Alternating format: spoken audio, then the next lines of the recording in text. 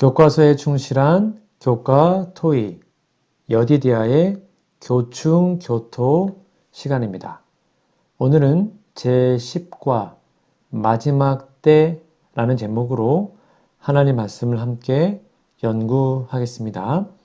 여러분 교과서와 성경책을 꼭 준비해 주시고 성경책 본문을 펴서 읽어주시면 좋겠습니다. 연구 범위입니다.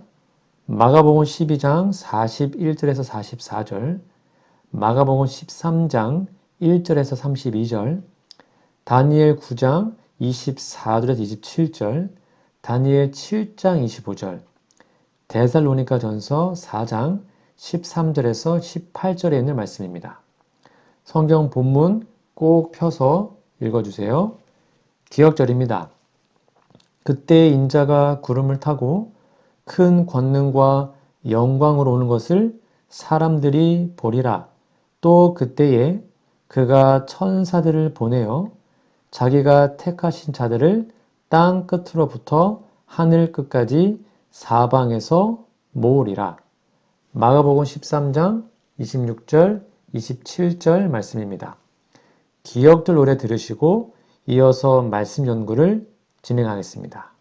3기 10과 그때의 인자가 구름을 타고 큰 권능과 영광으로 오는 것을 사람들이 보리라.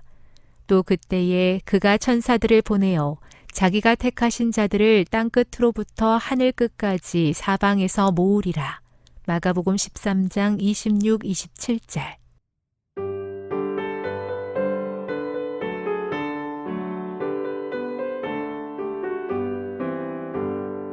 그때에 인자가 구름을 타고 큰 권능과 영광으로 오는 것을 사람들이 보리라. 또 그때에 그가 천사들을 보내어 자기가 택하신 자들을 땅끝으로부터 하늘 끝까지 사방에서 모으리라. 마가 13장 26, 27절. 9월 1일 일요일입니다. 제목은 주께 드린 적은 동전 2개. 교과서 질문입니다. 마가복음 12장 41절에서 44절을 읽어보라. 과부는 얼마를 헌금했으며 예수님은 이에 대해 무엇이라고 말씀하셨는가?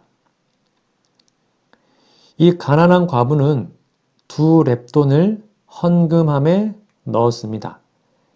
이 렙돈이라는 단위는 그 당시 유대인들이 사용하는 가장 작은 화폐 단위로 정말로 적은 가치였습니다. 2렙돈은 한 고란트로 한 데나리온의 약 64분의 1, 그러니까 오늘로 따지면 대략 한 4, 5천 원 정도의 가치가 있습니다. 정말로 작은 금액이죠.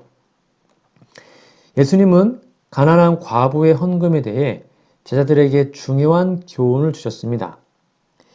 예수님은 부자들이 많이 헌금한 것처럼 보였지만 그들은 그들의 풍족한 중에서 드린 거라고 말씀하셨고요. 그러나 이 과부는 그녀의 모든 소유, 곧 생활비 전부를 드렸기에 비록 금액은 작았으나 그녀의 헌신과 믿음의 크기는 모든 사람보다 크다고 말씀하셨죠. 자, 그럼 예수님의 가르침의 의미가 뭘까요? 이 구절에서 예수님은 헌금의 금액이 아니라 헌신의 태도와 마음이 중요함을 강조하십니다. 즉, 과부의 헌금은 금전적으로는 작았지만 하나님께 대한 전적인 신뢰와 의존을 보여주었기에 영적으로는 가장 큰 헌금이었습니다. 이는 우리가 가진 것의 양보다 우리의 마음과 헌신이 중요하다는 예수님의 가르침을 잘 보여줍니다. 우리도 이 가난한 과부처럼 하나님께 우리의 모든 것을 신뢰하며 드릴 수 있는 믿음과 헌신의 삶을 살기를 바랍니다. 우리의 마음과 삶을 온전히 하나님께 바칠 때 하나님께서는 우리의 작은 정성도 귀하게 여기시고 크게 사용하실 겁니다. 9월 2일 월요일입니다. 제목은 돌 위에 돌 하나도. 자, 교과 질문 볼까요? 마가복음 13장 1절에서 13절을 읽어보라. 성전에 관한 예수님의 말씀에 제자들은 어떻게 반응했으며 그분이 그들에게 하신 대답은 어떤 의미가 있는가?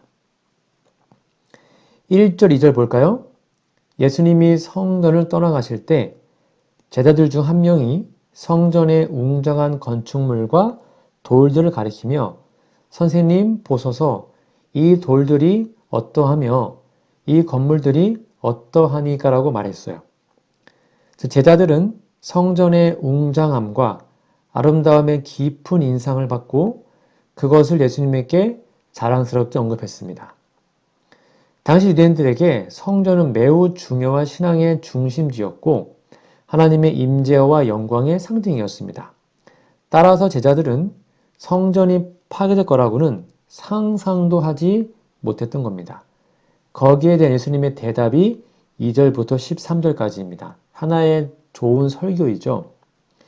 너가 이 큰 건물들을 보느냐? 돌 하나도 돌 위에 남지 아니하고 다 무너지리라고 예언했습니다. 이는 예루살렘 성전이 완전히 파괴될 것을 예고한 말씀입니다. 실제로 이 예언은 AD 70년 로마 군대에 의해서 성전이 완전히 파괴됨으로써 성취되었죠.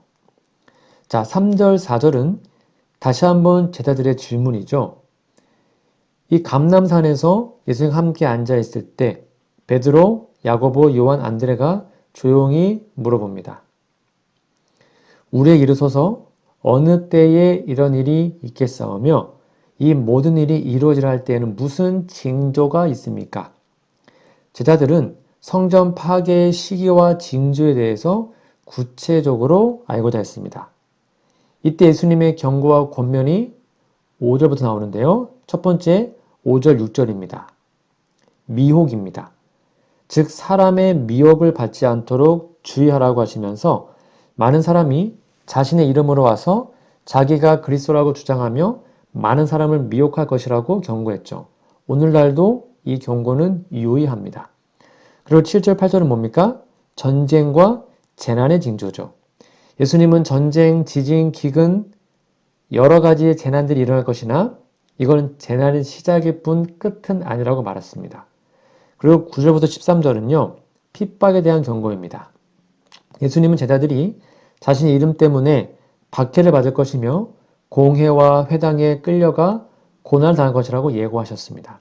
그러나 이러한 상황에서도 복음이 먼저 만국에 전파되어야 하리라고 강조하시며 복음 전파의 중요성을 말씀하셨습니다.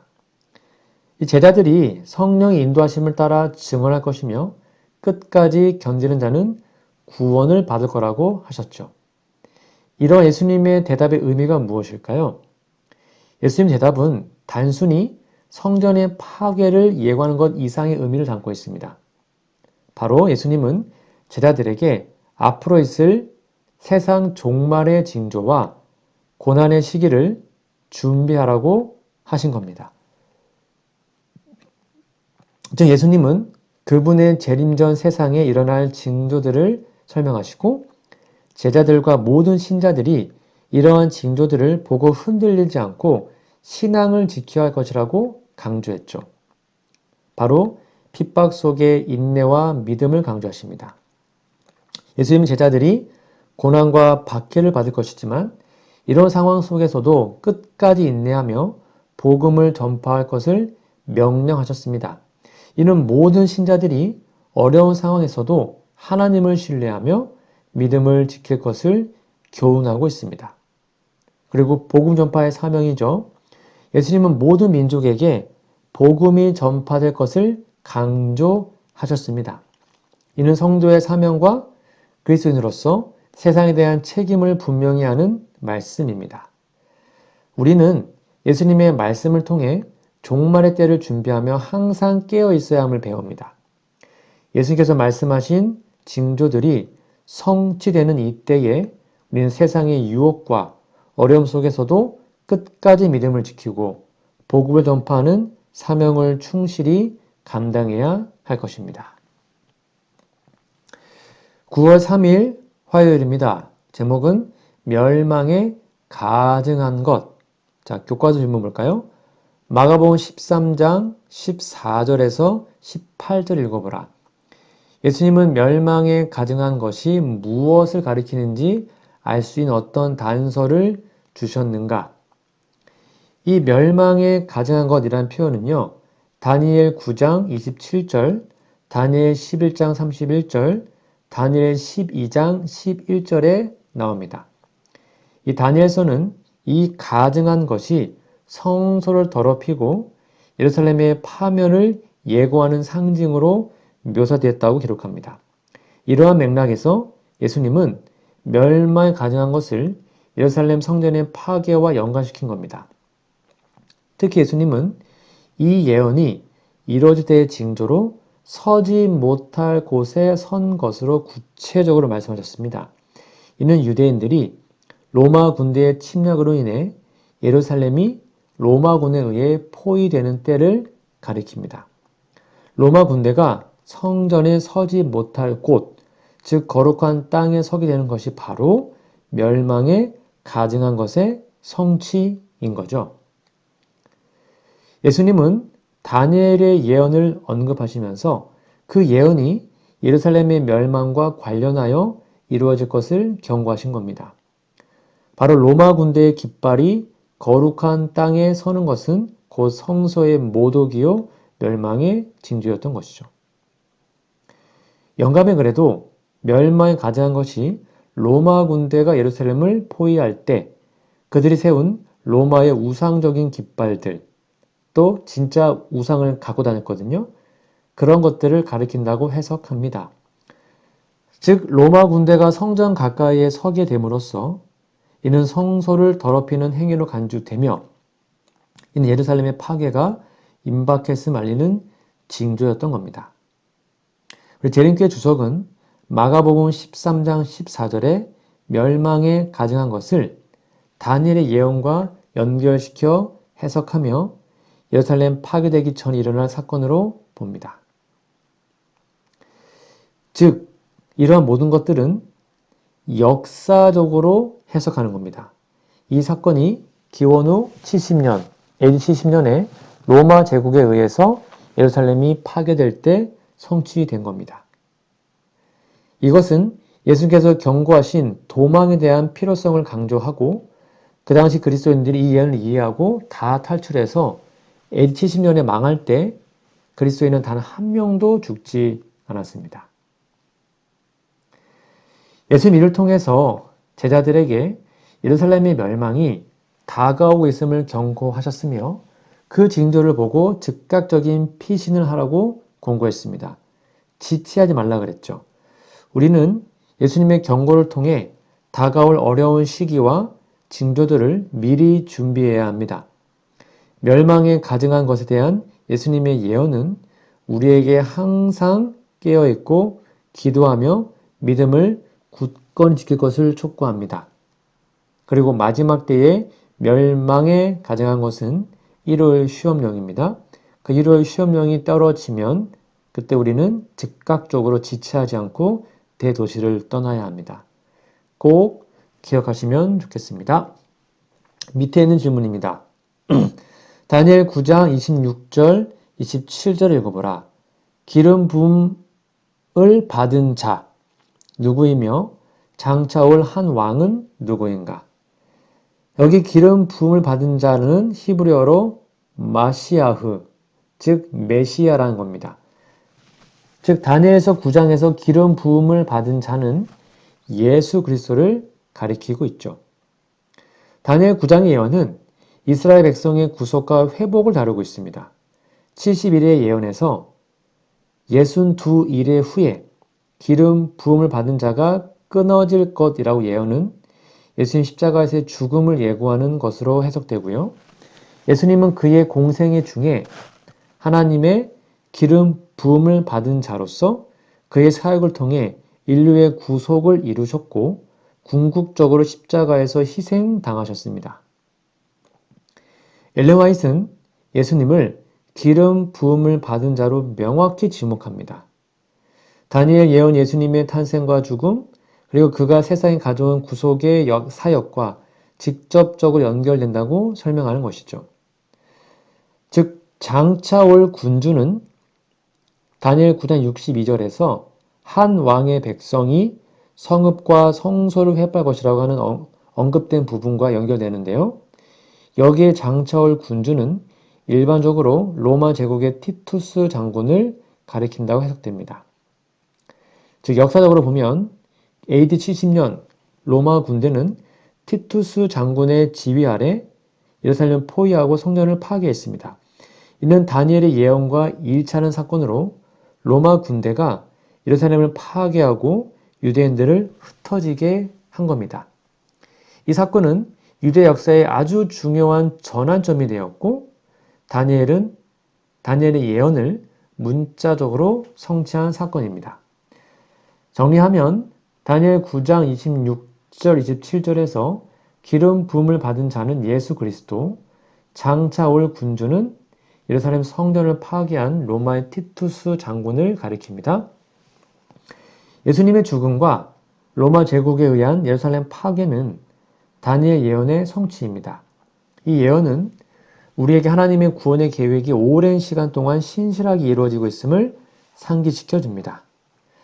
우리는 예수님을 메시아로 믿고 따르며 성경의 예언들을 경청하여 다가올 일들을 준비하는 삶을 살아야 합니다.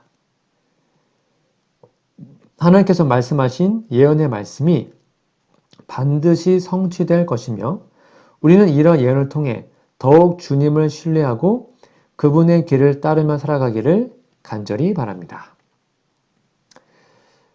9월 4일 수요일입니다. 제목은 큰 환난. 자, 교과서 질문입니다. 마가복음 13장 19절을 읽어보라. 이 구절은 무엇을 가리키는가? 이 구절은 예수님께서 예루살렘의 파괴와 그와 관련된 엄청난 환난을 예언하시는 말씀입니다. 특별히 AD 70년에 로마 제국에 의해 예루살렘이 파괴된 사건을 연관시키는데요. 이 시기 동안 유대인들은 극심한 고난과 환난을 겪었으며 역사적으로도 기록된 가장 심각한 재난 중 하나로 여겨집니다. 로마 군대가 예루살렘 포위했을 때 그 도시는 극심한 기근과 내전으로 인해 고통받았습니다. 유대 전쟁사에 따르면 수십만 명의 아니 수백만 명의 사람들이 죽임을 당하고 성전은 불타버렸습니다. 이 끔찍한 사건은 유대 민족 역사에서 가장 참혹한 기록 중에 하나입니다. 예수님께서 이 구절에 언급하시는 환난을 구체적으로 지칭한 것입니다. 영감의 글은 이 구절을 예루살렘의 멸망과 그에 따른 환난에 대한 예언으로 해석합니다. 예수님께서는 예루살렘이 멸망할 것과 그 이후에 따를 극심한 환난에 대해 예언하셨다. 이는 단순히 그의 도시의 파괴에 그치는 것이 아니라 세상의 마지막 때 이르기까지 모든 환난의 예표, 그림자가 될 것이었다는 겁니다. 즉 이 환난이 단순한 예루살렘 멸망을 넘어서 미래에 더 큰 환난에 대한 예표로 해석되는 겁니다. 이는 마지막 때에 있을 큰 환난과 연결되고 믿는 자들이 이 환난 속에서도 견디며 준비할 필요성을 강조합니다. 제림께 주석도 마가복음 13장 19절을 역사적인 예루살렘 파괴 사건과 연결시키면서도 이것이 종말의 때에 일어날 더 큰 환난의 예고로 된다고 해석합니다. 우리는 하나님께 의지하며 어려운 시기에도 그분의 말씀에 따라 살아가는 법을 배워야 합니다.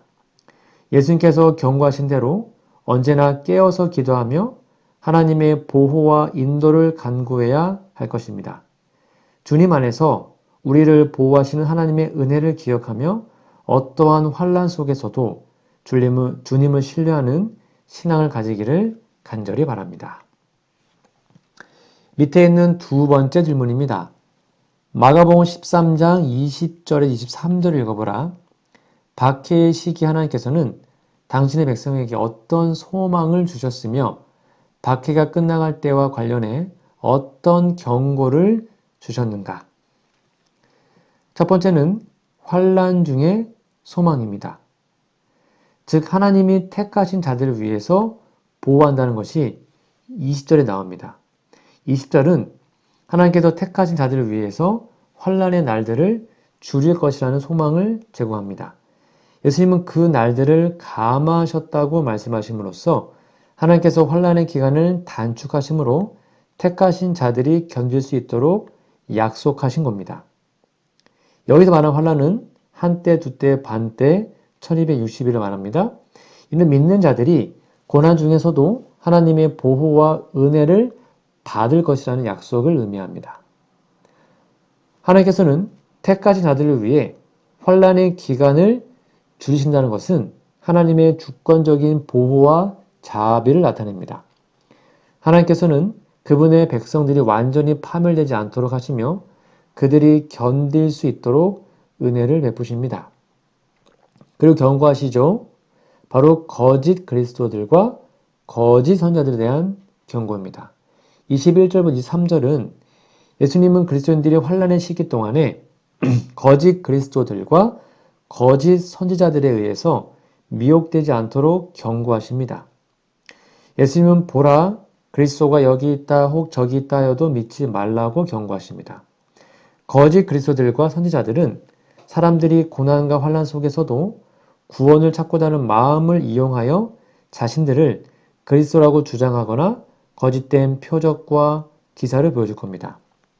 이러한 행위는 많은 사람들을 미혹할 가능성이 아주 큽니다. 그래서 예수님은 택하신 자들마저도 미혹하려는 시도가 있을 것을 분명히 경고하셨죠. 이러한 경고는 환난의 시기에 영적 분별력과 경계심을 가지라는 의미입니다. 믿는 자들은 예수님의 가르침을 기억하며 거짓된 주장과 이적들에 속지 않도록 조심해야 합니다. 영감의 글입니다. 하나님의 백성들이 세상 끝날까지 겪어야 할 환난은 크고 무서운 것이지만 그들에게는 하나님의 보호가 보장되어 있다. 그들은 거짓 그리스도들과 선지자들의 미혹으로부터 자신을 지키고 그리스도께서 다시 오실 때까지 충실하게 견디어야 한다. 마가복음 13장 20절에서 23절에서 예수님은 환난의 시기 동안 하나님께서 택하신 자들을 보호하시고 환난의 기간을 줄일 것이라는 소망을 제시합니다. 동시에 예수님은 거짓 그리스도들과 거짓 선자들에 의해서 미혹되지 않도록 경고하시죠. 이 마지막 때의 환난과 미혹에 대비할 하나님의 말씀에 우리는 정말로 깨어서 있어야 합니다.